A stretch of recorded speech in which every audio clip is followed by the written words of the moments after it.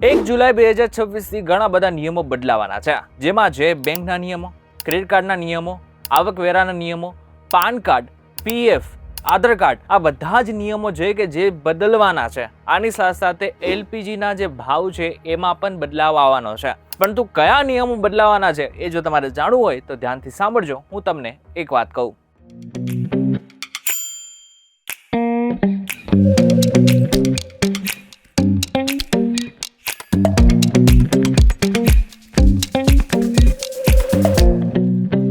એક વખત આપનું સ્વાગત છે અને હું છું આપનો દોસ્ત કરણ ચડોતરા. હવે સૌથી પહેલો જે નિયમ બદલવાનો છે ને એ આધાર કાર્ડને લઈને છે.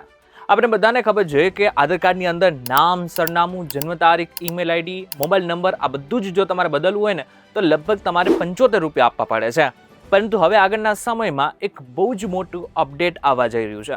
1 જુલાઈ 2026થી 31 ડિસેમ્બર 2026 સુધી, એટલે કે લગભગ 6 મહિના સુધી તમારે જો ઈમેલ આઈડી બદલવું હોય અથવા તો અપડેટ કરવું હોય તો તમે મફતમાં બદલી શકો છો. પરંતુ હા, એક વસ્તુ યાદ રાખવાની છે કે આજે તમારે બદલવાનું છે ને એ આધાર એપ્લિકેશનમાંથી જ બદલવાનું છે. જો તમે વેબસાઇટ કે પછી આગળના સમયમાં તમે આધાર કેન્દ્ર ઉપર જઈને બદલશો ને તો તમારે ફરીથી પૈસા તો આપવા જ પડશે. આ સાથે બીજો એક બહુ જ મોટો બદલાવ આવવાનો છે અને એ છે ટ્રેનને લઈને.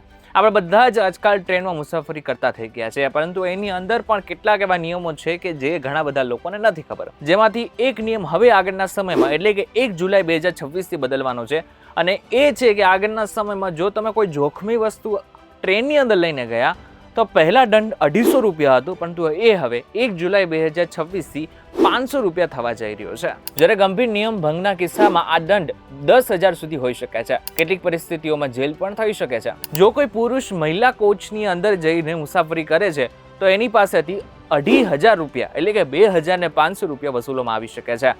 જો કોઈ ફેરિયાવાળો છે, અને ખાસ કરીને જે લોકો આપણે બધાને ખબર છે કે ટ્રેનની અંદર ઘણા બધા વેચવાવાળા આપણને જોવા મળી શકે છે, એ બધા જ પાસે લાયસન્સ હોવું જરૂરી છે. લાયસન્સ વગર કોઈ વ્યક્તિ વેચતું હશે, કંઈ પણ માલ સામાન વેચતો હશે તો એની પાસેથી પણ 2,000 વસૂલવામાં આવશે.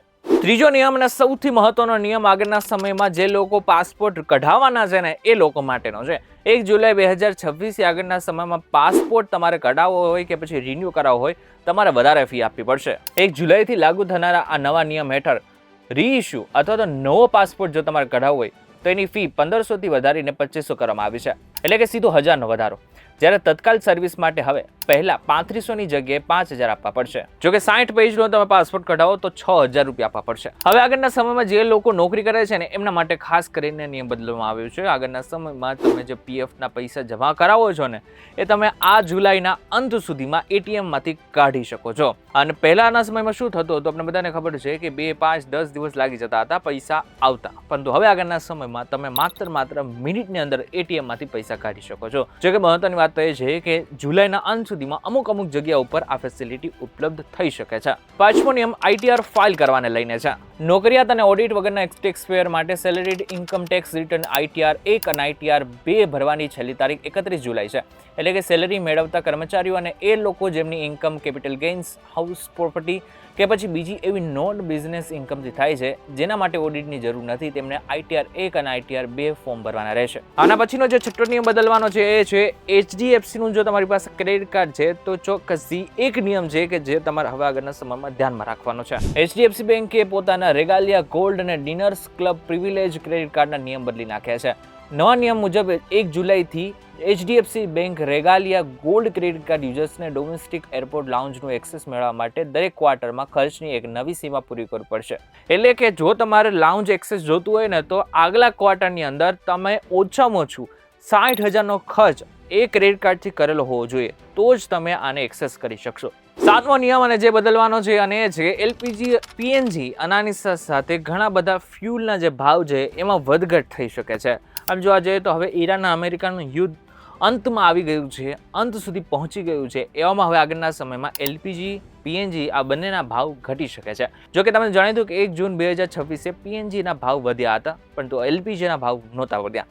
આ વખતે બની શકે કે બંનેના ભાવ ઘટી શકે છે. ત્યારે આ કેટલાક 7 નિયમો હતા કે જે આગળના સમયમાં તમારે ધ્યાનમાં રાખવાના જરૂરી છે. આ જુલાઈની અંદર આટલા ફેરફાર થવાના છે. ત્યારે હવે તમારે શું કરવાનું છે, તમારે માત્ર વિડીયોને તમારા મિત્રો સાથે તમે શેર કરી શકો છો, તમારા ફેમિલી મેમ્બર સાથે પણ તમે શેર કરી શકો છો. વોટ્સઅપ ગ્રુપ હોય તો એની અંદર પણ તમે શેર કરી શકો છો, જેથી આગળના સમયમાં બધા જ લોકોને આની માહિતી રહે. આ વિડીયો પસંદ આવે તો વિડીયો લાઈક અને શેર જરૂરથી કરજો. તથા આવા જ ઇન્ફોર્મેટિવ વિડીયોઝ માટે વીટીવી ડિજિટલ સાથે જોડાયેલા રહેજો.